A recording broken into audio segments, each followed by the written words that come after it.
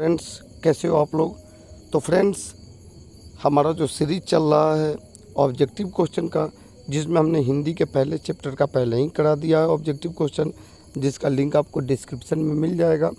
और अब हम दूसरे चैप्टर की तरफ चलते हैं, जो है विष का दांत शीर्षक, और इसके लेखक है नलिन बिलोचन शर्मा। तो फ्रेंड्स, चलते हैं सीधे सीधे हम लोग ऑब्जेक्टिव क्वेश्चन की तरफ। तो हमारा जो पहला वस्तुनिष्ठ प्रश्न है वह है कि खोखा को ट्रेनिंग देने के लिए घर पर कौन आता था। तो खोखा को ट्रेनिंग देने के लिए घर पर बढ़ई आता था। तो इसका सही जवाब होगा बढ़ई। अब हम चलते हैं अगले क्वेश्चन पर कि नलिन बिलोचन जी की मृत्यु कब हुई थी। तो नलिन बिलोचन शर्मा जी की मृत्यु हुई थी 1916 में। और यदि अगर पूछ लिया जाए कि नलिन बिलोचन शर्मा का जन्म कब हुआ था, तो लास्ट के दो डिजिट को पलट दीजिए और 1916 में इनका जन्म हुआ था। तो आपको ये 1 और 6 को पलट देना है, तो 1961 में इनकी मृत्यु हो जाएगी और 1916 में इनका जन्म होगा। तो चलते हैं आगे क्वेश्चन पर कि सेन साहब की नई मोटर कार किस रंग की थी। तो भाई आपने कहानी पढ़ा होगा ये कि इनकी जो नई मोटर कार थी वो 7,500 की थी शायद, और काली कलर की थी। मदन के पिता का नाम क्या था। तो मदन जो है जिसने दांत तोड़ दिए थे खोखा के, मदन के पिताजी का नाम गिरधर लाल था। अगला क्वेश्चन देखते हैं। अगला क्वेश्चन है लेखक के पिता का नाम क्या था। तो नलिन बिलोचन शर्मा जी के पिताजी का नाम है पंडित रामावतार शर्मा। सेन साहब के बेटे यानी जो खोखा था उसका असल में क्या नाम था। तो उसका असल में नाम कासू था। विष के दांत का पात्र है, विष का दांत का जो पात्र है वह है गिरधर है। मदन ने कासू के कितने दांत तोड़े थे। तो ये तो आपने कहानी पढ़ा होगा, तो ये तो भूल ही नहीं पाएंगे कि इसने इसके 2 दांत तोड़ दिए थे। नलिन बिलोचन शर्मा का जन्म कहाँ हुआ था। तो अभी आपने देखा कि 1916 में उसका जन्म हुआ था उनका, लेकिन कहाँ हुआ था। तो पटना में हुआ था, बिहार के पटना में। चलिए, नलिन बिलोचन शर्मा जी की माता का नाम क्या था। तो उनकी माता का नाम रत्नावती शर्मा था।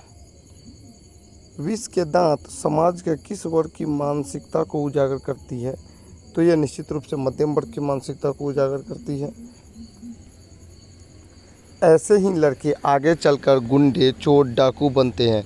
यह पंक्ति कहानी के किस पात्र ने कही है। तो देखिए, ये पंक्ति जो है जब खोखा का दांत टूट जाता है उसके बाद का है, और वो सेन साहब कहते हैं उनके पिताजी।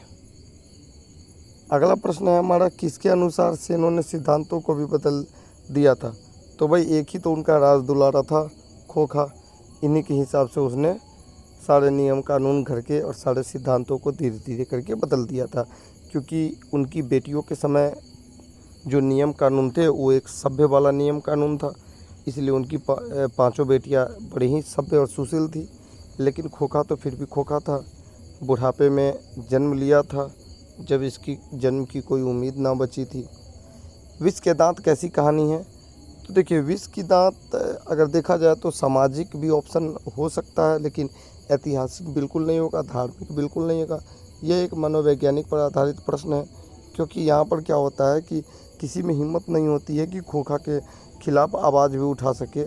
लेकिन एक मध्यम वर्ग का व्यक्ति और एक मध्यम वर्ग का बच्चा जो है उसका दांत तोड़ देता है, तो ये एक बहुत बड़ी मानसिक परिवर्तन कहा जाए मध्यम वर्ग के लिए। तो हमारा बेस्ट उत्तर होगा मनोवैज्ञानिक। अगला प्रश्न देखते हैं कि मोटर को कोई खतरा हो सकता है। तो खाली जगह है, किससे हो सकता है।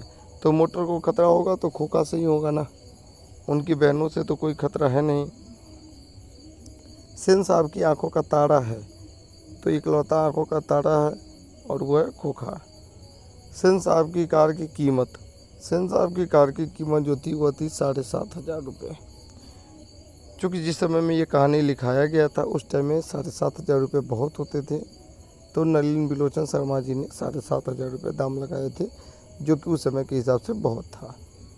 विष के दांत शीर्षक पाठ की विधा क्या है। मतलब किस प्रकार का वो शीर्षक है, किस प्रकार के ये विष का दांत जो हमारी रचना है वो किस प्रकार का रचना है। तो निबंध तो है नहीं, व्यक्ति चरित्र भी नहीं है, कविता तो बिल्कुल ही नहीं है। तो एक ही उत्तर होगा और वह होगा कहानी। तो कहानी जो है हमारा सही उत्तर होगा। खोखा के दांत किसने तोड़े? तो भाई खोखा के दांत मदन ने तोड़े थे। चलिए, नलिन बिलोचन शर्मा जी का जन्म किस ईस्वी में हुआ था? तो हमने आपको बताया था कि नलिन बिलोचन शर्मा जी की मृत्यु हुई थी 1961 में, 1961 में, और इस 61 को पलट दीजिए तो 1916 में इनका जन्म हुआ था। तो हमारा सही आंसर होगा डी, 1916। चलिए, अब हम अगला प्रश्न की तरफ चलते हैं, जो कि हमारा अगला प्रश्न है, सेन साहब खोखा को क्या बनाना चाहते थे? तो भाई सेन साहब तो चाहते थे कि खोखा इंजीनियर बने। तो हमारा सही उत्तर होगा डी, इंजीनियर। सीमा, रजनी, आलो, शेफाली, आरती, पांचों किनकी बहनें थी? तो ये खोखा की बहन थी और काफ़ी सभ्य और सुशील थी। नलिन बिलोचन शर्मा द्वारा लिखित कहानी निम्नलिखित में से कौन है? तो अभी आप पढ़ रहे हैं 20 का दांत, तो 20 का दांत ही हमारा सही उत्तर होगा। तो यही हमारा सही उत्तर होगा, 20 का दांत नलिन बिलोचन शर्मा के द्वारा लिखित है। 20 के दांत के लेखक कौन है? एक ही प्रश्न को बार बार घुमाकर पूछा जा रहा है, तो नलिन बिलोचन शर्मा जी इसके उत्तर होंगे। मदन के लिए क्या खाना मामूली बात थी? तो मदन के पिताजी जो थे वो थोड़े से गुस्सैले थे और वो बात बात में मदन को मारपीट कर दिया करते थे, इसलिए उनके लिए मार खाना जो है बड़ी मामूली बात बन गई थी। मैं तो खोखा को इंजीनियर बनाने जा रहा हूँ, यह कथन किनका था? तो ये तो सेन साहब का था, अपने राज दुलारे के लिए। अगला प्रश्न है हमारा कि सेन साहब की 5 लड़कियाँ कैसी थी? तो सेन साहब की जो 5 लड़कियाँ थी वो बड़ी सभ्य और सुशील लड़कियाँ थी।